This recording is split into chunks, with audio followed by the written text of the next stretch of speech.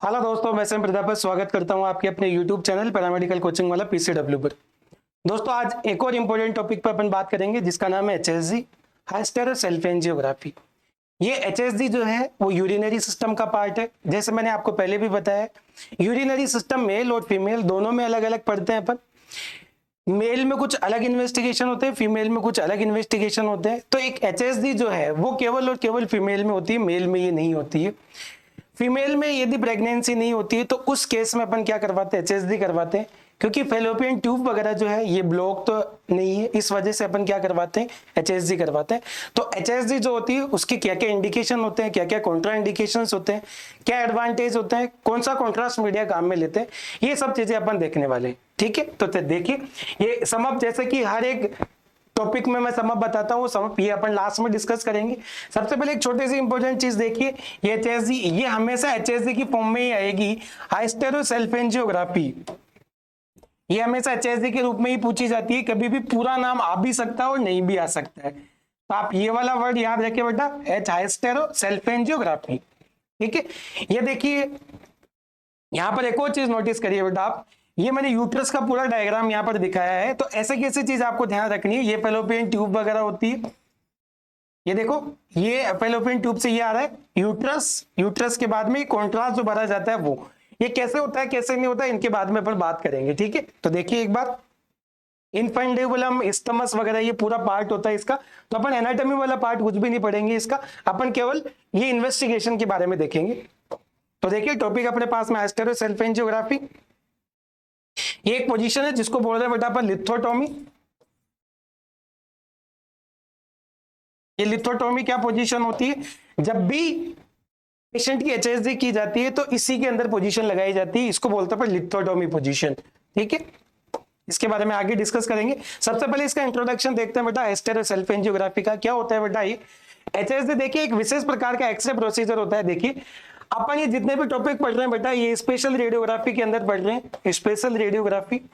और special radiography में मैंने आपको पहले ही बताया कि स्पेशल रेडियोग्राफी का मतलब हो गया, जनरल रेडियोग्राफी के अंदर कॉन्ट्रास्ट मीडिया यदि अपन काम में ले लेते हैं तो उसको अपन क्या बोलते हैं बेटा, स्पेशल रेडियोग्राफी।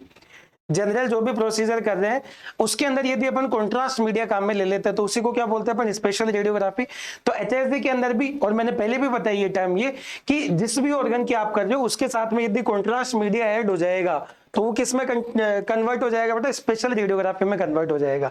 तो देखिए एक विशेष एक्स प्रोसीजर है जिसका उपयोग गर्भाशय, यूट्रस और फेलोपियन ट्यूब की जांच के लिए किया जाता है।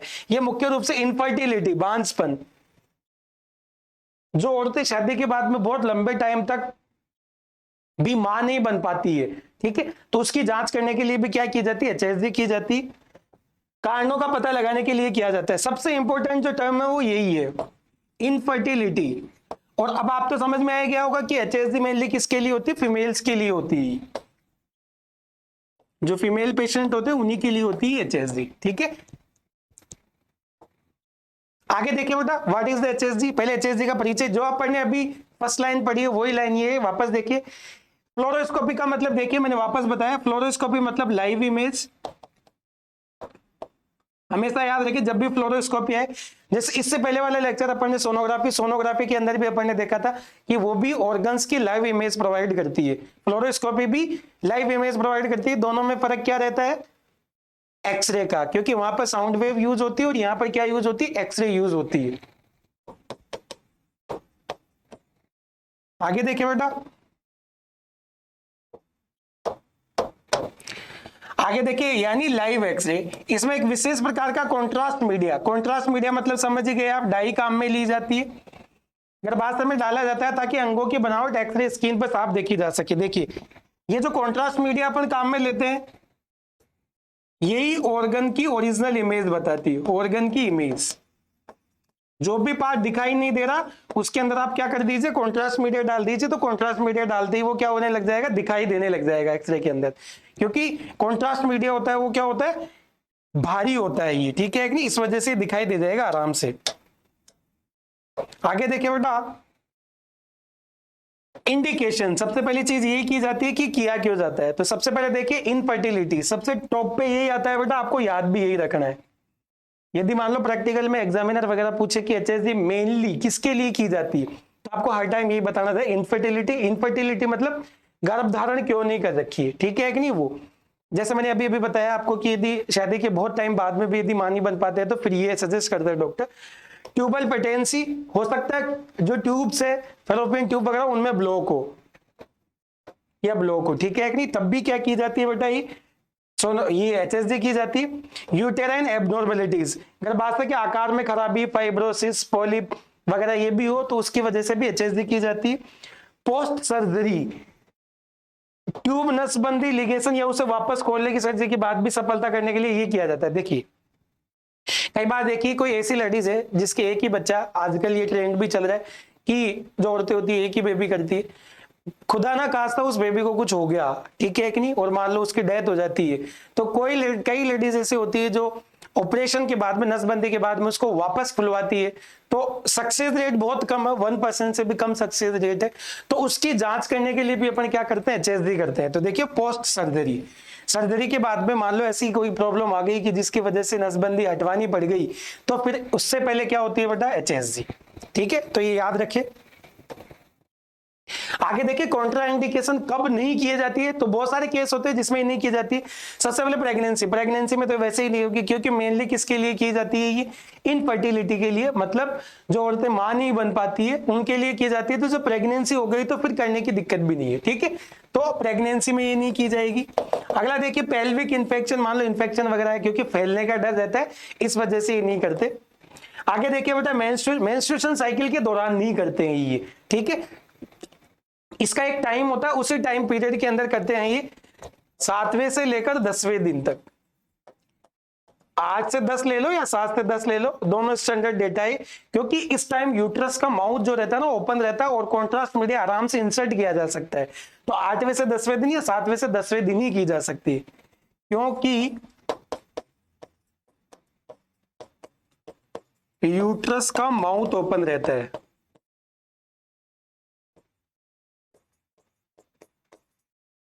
ठीक है, आगे देखे बेटा कॉन्ट्रास्ट एलर्जी, जो कॉन्ट्रास्ट मीडिया काम में ले रहे हो उसी से एलर्जी होगी, तो बताओ क्या होगा। तो यदि मरीज को आयोडीन या डाई, क्योंकि अब आपको पता है एचएसजी वगैरह जो भी करते हैं आरजीयू एमसीयू, उसमें आयोडीनेटेड कॉन्ट्रास्ट मीडिया, आयोहेक्सोल या ओमनीपैक ब्रांड का नाम बता रहा हूं मैं, उसी से अपन काम में लेते हैं, तो उसके अंदर आयोडीन होता है। तो आयोडीन से यदि एलर्जी होगी तो फिर वो कॉन्ट्रास्ट मीडिया अपन काम में नहीं लेंगे, ठीक है। आइडियल टाइमिंग, सही समय कि एचएसजी कब की जाए, तो कब की जाए बेटा, मेंस्ट्रुएशन साइकिल के 7वें से 10वें दिन, पीरियड शुरू होने के बाद, ठीक है, मेंस्ट्रुएशन साइकिल स्टार्ट होने के 7वें से 10वें दिन तक। ये रीजन मैंने बताई दिए, क्या रीजन होता है, रीजन बाकी यहाँ पे बता रखा है। इस समय गर्भधारण की संभावना सबसे कम होती है और गर्भाशय की परत, देखिए एक और रीजन ये है, गर्भाशय की परत एंडोमेट्रियम जो होती है वो क्या होती है, पतली होती है, क्योंकि 3 दिन मेंस्ट्रुएशन साइकिल के 3 या 4 दिन तक क्या होती है, भारी ब्लीडिंग होती है, और ब्लीडिंग के कारण जो एंडोमेट्रियम लेयर है वो क्या हो जाती है, पतली हो जाती है, थिन हो जाती है। तो उस टाइम भी ये काम है जिससे कि इमेज साफ क्लियर दिखाई देती है। क्लियर है कि नहीं, क्योंकि 3 से 4 दिन के अंदर तो ब्लीडिंग होगी, 1 से लेकर कईयों में 3 दिन के लिए होती है, कईयों में 4 दिन के लिए होती है, ठीक है। तो ब्लीडिंग के से क्या होती है, एंडोमेट्रियम जो लेयर होती है वही तो क्या होती है, बाहर निकलती है ब्लीडिंग के दौरान, तो ये क्या हो जाएगी, पतली हो जाएगी, जिसकी वजह से उसकी इमेज जो होगी वो क्या आएगी, क्लियर आएगी। अगला देखिए बेटा प्रोसीजर की यदि अपन बात करें तो सबसे पहले मरीज को लेटाया लिथोटॉमी पोजीशन, ये मैंने अभी बताया बेटा आपको, लिथोटॉमी पोजीशन, दोनों पैर ऊपर की तरफ कर दिए जाते हैं। देखिए ये वाली पोजीशन इसको बोलते हैं लिथोटॉमी पोजीशन, पेशेंट को सीधा लेटा दिया गया है और बाकी देखिए दोनों पैरों को क्या कर दिया गया, ऊपर कर दिया गया डाई डालने के लिए, क्योंकि जो डाई डाली जाएगी वो कैसे जाएगी, वेजाइना के थ्रू डाली जाएगी बेटा। तो ये पोजीशन परफेक्ट पोजीशन होती है एचएसजी के लिए, इसी को बोलते हैं अपन क्या, लिथोटॉमी पोजीशन। तो देखिए लिथोटॉमी पोजीशन में लेटाया जाता है, क्लीनिंग वेजाइना, क्योंकि वेजाइना के थ्रू अपने को क्या इंसर्ट करना है, डाई इंसर्ट करना है, तो वेजाइना की क्या क्लियरिंग, और गर्भाशय की रिवाज होती है सर्विक्स, उसको एंटीसेप्टिक से साफ किया जाता है, ठीक है। अगला देखिए कैथेटर इंसर्ट, वेजाइना के थ्रू क्या डाला जाता है, यूट्रस के अंदर कैथेटर डाला जाता है, कैथेटर या कैनुला सर्विक्स के जरिए गर्भाशय यूट्रस में डाला जाता है, यूट्रस में डाला जाता है, और उसके बाद में कॉन्ट्रास्ट क्या किया जाता है, उसके अंदर फिल किया जाता है। तो देखिए यहाँ पर कॉन्ट्रास्ट जो होता है वो धीरे धीरे आयोडीनेट में कॉन्ट्रास्ट मीडिया डाला जाता है। इमेज क्या अपने जैसे जैसे डाई ट्यूब्स में फैलती है, डॉक्टर लाइव मॉनिटर पे देखते हुए एक्सरे की फिल्म ले लेते हैं। जैसे कि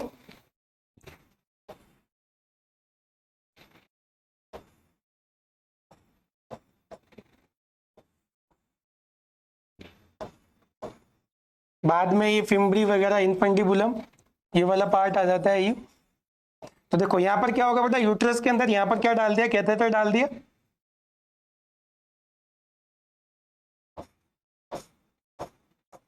ये कैथेटर डालने पर यहाँ पर सिरिंज लगा दी जाती है।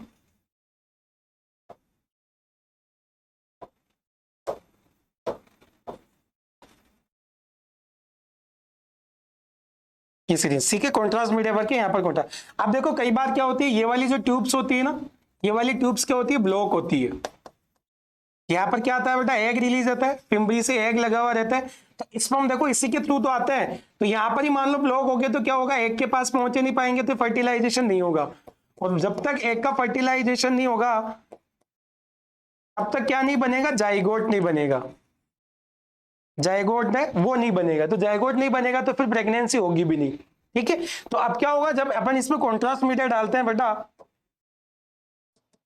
कॉन्ट्रास्ट मीडिया जब अपन डालते हैं तो कॉन्ट्रास्ट मीडिया इधर की तरफ से आता है यूं। बोलो बात समझ में आई, जैसे मान लो कॉन्ट्रास्ट मीडिया अपन ने डाल दिया यूं, तो कॉन्ट्रास्ट मीडिया इधर से आएगा यूं। अब यहाँ पे ब्लॉकेज होगा तो उसकी इमेज ले ली जाएगी, इमेज में अपने को पता लग जाएगा कि कहाँ से ब्लॉकेज है।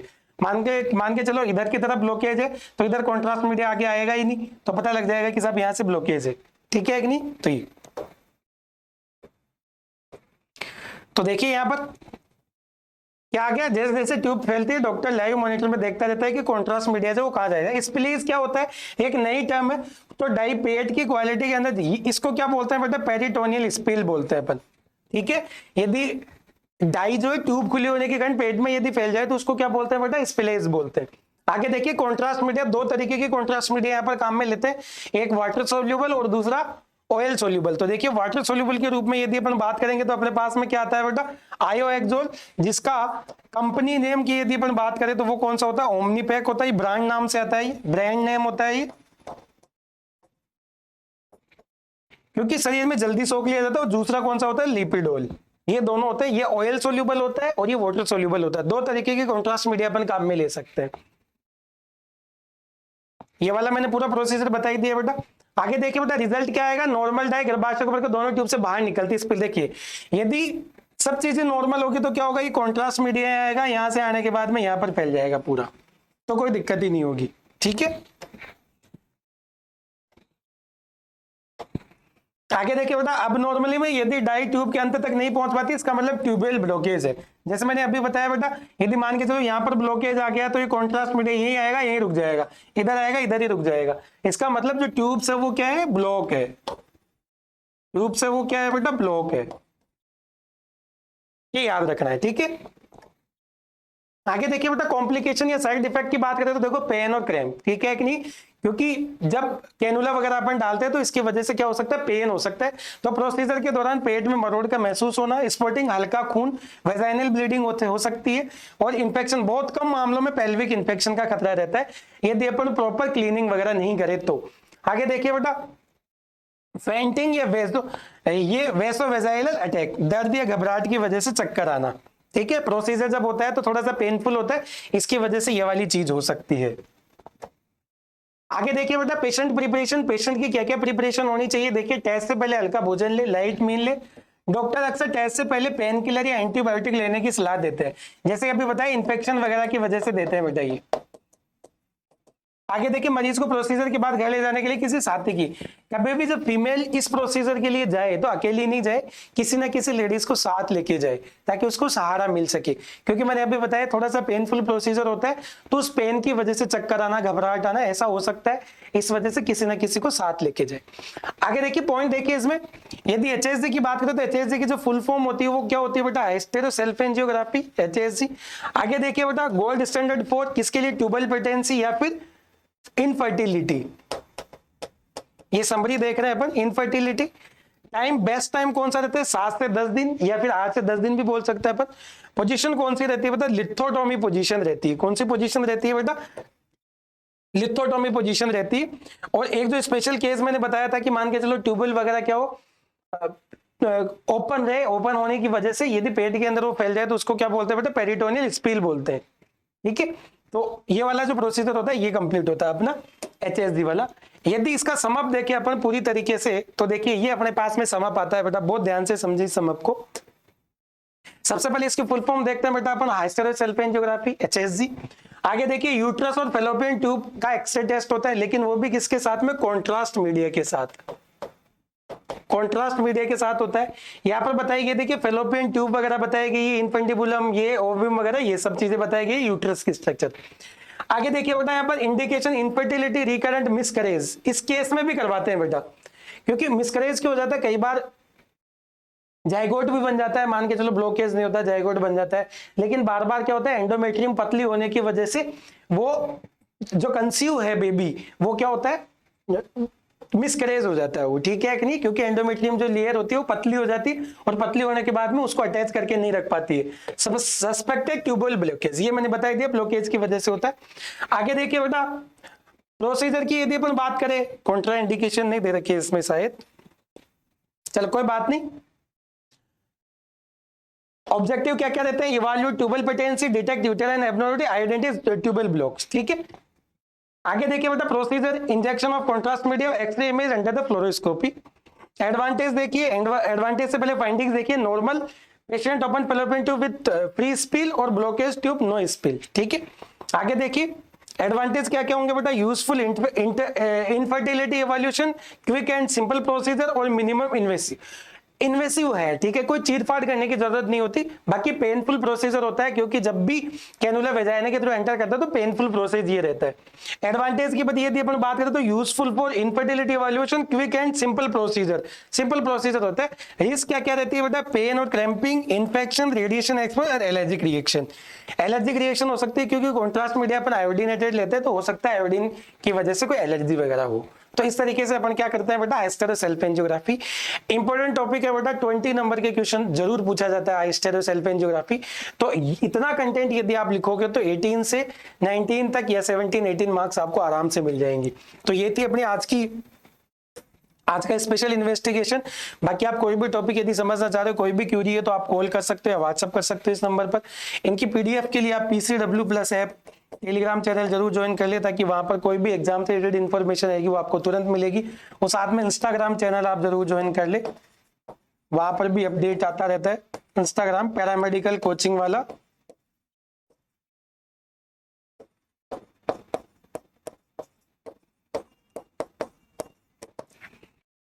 ठीक है, बाकी यदि आपको डिटेल कोर्स यदि चाहिए कि सर हमें पूरा डिटेल से चाहिए, फुल कोर्स चाहिए, तो आप फ्री ऐप इंस्टॉल करिए PCW+। इसके अंदर आपको वीडियो लेक्चर मिलेंगे, PDF नोट्स मिलेंगे, जिनकी लैंग्वेज बोथ होगी हिंदी प्लस इंग्लिश, साथ में इंग्लिश में अलग से होगी, पैनल नोट्स, टेस्ट, ये सब आपके पास में अवेलेबल होंगे। और आज यदि आप पहली बार इस YouTube चैनल पे आए हो तो चैनल को सब्सक्राइब जरूर कर ले, बेल आइकन जरूर दबा दे, ताकि जब भी नया वीडियो अपलोड हो तो आप तक नोटिफिकेशन है। ठीक है, तो ये ऑलमोस्ट जो भी मैंने बताया था स्टार्टिंग के अंदर कि ये इंपॉर्टेंट टॉपिक्स, वो सारे इंपॉर्टेंट टॉपिक मैं यहाँ पर डिस्कस कर चुका हूँ, तो एक बार आप जरूर देख लें इनको। Thank you, bye and take care.